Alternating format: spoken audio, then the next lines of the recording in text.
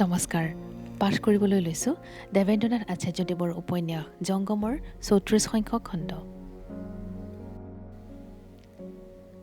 বেলি কাটি হোৱাৰ পৰত দলটো কাৰাইকা মালভূমি পালেগৈ। সেই চোৱা পাৰ হৈ আকৌ গৰা পাহাৰ। একেবাৰে ওপৰত ডাৱৰৰ মুকুট পিন্ধি নামটিঙৰ শৃংগ। তাৰপিছত মাত্ৰ পাহাৰ আৰু পাহাৰ, অসংখ্য অন্তহীন। কাৰাইকাৰ ওচৰে পাজৰে কেইবাটাও চাউং পোৱা গ'ল। পানীবোৰ ঘোলা, পিয়াহত আঁতৰ মানুহবোৰে তাকে আজলি আজলিয়ে খাইছিল। কেইবাদিনৰ মূৰত বোৱতী পানী খাই মানুহবোৰে সৰু সৰু ল'ৰা ছোৱালীৰ দৰে গায়ে মূৰে পানী ছটিয়াইছিল। পিন্ধি থকা কাপোৰ কানিবোৰ তিয়াই কিছুপৰ ৰৈছিল। অলপ পিছতে আকৌ শুকান গৰা পাহাৰ বগাব লাগিব।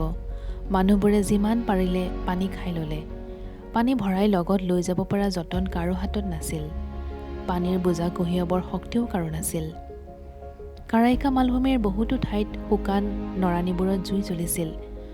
পুৰা আধা পুৰা নৰাৰ ক'লা ক'লা মূঢ়াবোৰে টিকাফটা ৰ'দত চিটাচিট হৈ ফটা পাহাৰখন নাহৰ ফুটুকী বাঘৰ দৰে ফুটুকা ফুটুকি কৰি তুলিছিল।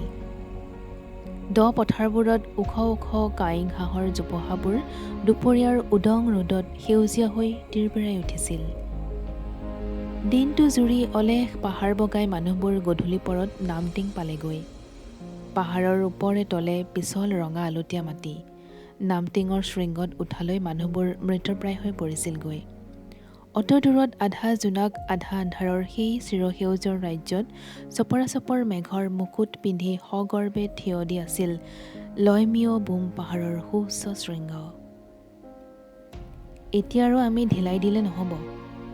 নিতুৱে ধোঁৱা বৰণীয়া ডাৱৰৰ চপৰাবোৰলৈ চাই ক'লে, আমাৰ ভাগ্য ভাল, এতিয়াও ধাৰাসাৰ বৰষুণ আৰম্ভ হোৱা নাই। এজাকো যদি বৰষুণ ঢালে এইবোৰ আলতীয়া মাটিৰ বাটত আগবঢ়া অসম্ভৱ হৈ পৰিব। গতিকে কষ্ট হ'লেও আমি আগবাঢ়িবহে লাগে। জিৰাই সতাই সময় নষ্ট কৰা ঠিক নহয়। লয়মিয় বুমৰ এইচোৱাত ওচৰে পাজৰে কেইবাটাও জাপানীৰ ঘাটি আছে বুলি শুনিছিলোঁ, ওখ পাদ্ৰীজনে ক'লে। দিনে পোহৰে আগবাঢ়িবলৈ কিজানি বৰ সুবিধা নহ'ব। ৰাতি ৰাতি লুকাই আগবঢ়াই ভাল। জাপানীৰ ভয়ত নহ'লেও মানুহবোৰে বৰষুণৰ ভয়তে একো আপত্তি নকৰিলে। নিতুৰ কথাটো সঁচা।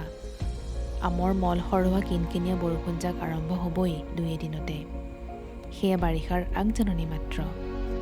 তাৰ পাছতে কলহৰ মুখে ঢলা বৰষুণ আহিব। নদীবোৰত দুকুল টকা বান উঠিব। চাউংবোৰ পানীৰে উপচি পৰিব।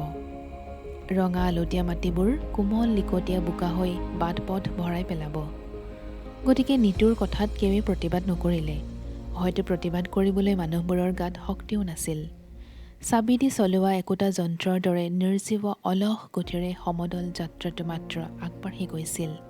কোনেও নাজানিছিল কলৈ, কোন পথে, কিয়। ওখ চাপৰ অনেক পাহাৰৰ চৰাই উৰাই আৰু নামনি অঞ্চলবোৰৰ চেগুন গছৰ ডাঠ হাবিৰ মাজে মাজে আগবাঢ়ি গৈ থাকোঁতেই ৰাতিটো পুৱাই গ'ল। নিজান অন্ধকাৰ মহাৰণ্য। আকাশত জোন ওলাইছিল যদিও তাৰ পোহৰে চেগুন গছৰ ঢপলা ঢপল পাতবোৰৰ চন্দ্ৰতাপ ভেদি তললৈ সোমাব পৰা নাছিল। আলতীয়া মাটিৰ পিছল চিলচিলীয়া বোকাত উখহি ডিম্বাকাৰ দিয়া ভৰিবোৰ উখহিছিল আৰু নামিছিল। মাজে মাজে চুচৰি গৈছিল। দুই এজনে পিছল খাই পৰি মন্ত্ৰশক্তিত আগবঢ়াৰ দৰে পিছ মুহূৰ্ততে আকৌ উঠিছিল, আকৌ আগবাঢ়িছিল। পিছ পৰি ৰৈ যোৱাৰ পৰিণাম ভীষণ ভয়ংকৰ। কোনোৱে গৈ থাকোঁতেও কলমতিয়াই আছিল। কাৰো শৰীৰত হাড় নাই, যেন টোপনিতে খোজকাঢ়ি আছে। কিছুমান মৃতদেহৰ শোভাযাত্ৰাৰ দৰে আগুৱাই গৈ দলটো ৰাতিপুৱা পৰত লয়মিয় বুম পালেগৈ। ক'ৰবাত এডোখৰ সুবিধাজনক ঠাই পালে দিনৰ বেলাটো ইয়াতে জিৰোৱা যাওক। মাইংকানলৈ এতিয়া আৰু মাত্ৰ এদিনৰ বাট বাকী। মানুহবোৰৰ দুৰৱস্থা লক্ষ্য কৰি ওখ পাদ্ৰীজনে নিতুলৈ চাই ক'লে। তেওঁ নিজেও অত্যন্ত কাহিল হৈ পৰিছিল। কিবা কিবি খোৱা বস্তু অলপো যোগাৰ কৰা দৰকাৰ। তেওঁ কৈছিল, কি খাবা? ইয়াত খাবলৈ কি আছে? গুৰুচৰণে মুখখন বিকটাই হাঁহিলে। টকৌ গছৰ কোঁহ, কলগছৰ হাঁহ আৰু বাঁহ গাজ। ইমান ভোক লগা স্বত্তেও আগদিনা খাব লগা হোৱা সেই বস্তুবোৰলৈ মনত পৰি তাৰ পেট উকটি আহিছিল। নে তুহে পতানে বাঁহ ফুলবোৰকে সিজাবা?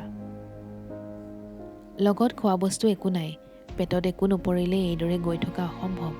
আমি আটাইবোৰ কিজানি খোৱা বস্তুৰ অভাৱতে মৰিম, চিন্তিয়ে ক'লে। এতিয়া আৰু ভয় সংশয় কৰি থাকিলে নহ'ব। ওচৰৰ ক'ৰবাত বাৰমান গাঁও চাওঁ আছে নেকি চোৱা যাওক, নিতুৱে ক'লে আৰু চাপৰ পাদ্ৰীজনলৈ চালে।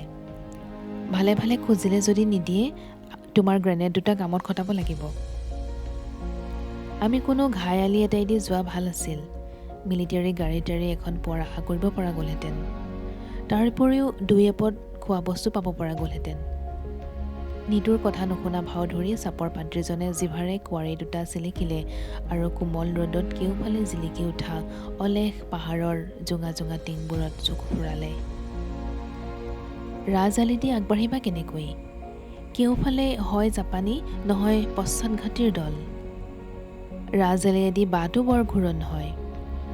তাৰোপৰি ৰাজআলিয়ে বা আছেনে নাই তাৰনো কি ঠিক, ওখ পাদ্ৰীজনে ক'লে।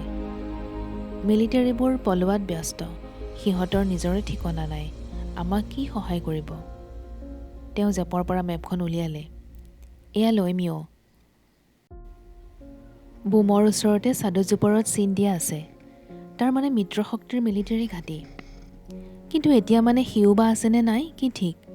গৈ পাই হয়তো দেখিবা ঘাটি উঠি গ'ল, তেতিয়া অত কষ্ট অথলে যাব। তাতকৈ নাকৰ পোনে পোনে গৈ থকাই ভাল, যি হয় হ'ব। মাইনকানৰে বা নিশ্চয়তা কি? মাইনকান কিছু উত্তৰলৈ আছে। জাপানীবোৰ আহিছে চীনৰ ফালৰ পৰা। মাইনকান আমাৰ শেষ ঘাটি। মাইনকান পৰিলে আৰু জাপানী কোনেও ৰুধিব নোৱাৰে, সেইটো ঠিক জানিবা। পোনেই অসম সোমাবগৈ। তেনেহ'লে মাইনকানত নিশ্চয় মিত্ৰশক্তিও বেছি জোৰ দিছে। ভাল কথা কৈছা, জেনেৰেল ষ্টিলৱেল বোধহয় এই চোৱাতে ক'ৰবাত আছে। থৈ দিয়া তোমাৰ জেনেৰেল, চাপৰ পাদ্ৰীজনে ক'লে আৰু ইজনে ঘোপাকৈ চোৱাত মনে মনে থাকিল। লৈমিঅ বোমৰ ওখ টিংটো তেতিয়া উঠি অহা চোকা ৰ'দে জকমকাই তুলিছিল। ভোক পিয়াহ আৰু ভাগৰত লালকাল মানুহবোৰে কিছুপৰ অন্তত জিৰাই ল'বৰ কাৰণে কোনো উপযুক্ত ঠাইৰ সন্ধানত দূৰৰ নামনিলৈ চাবলৈ ধৰিলে।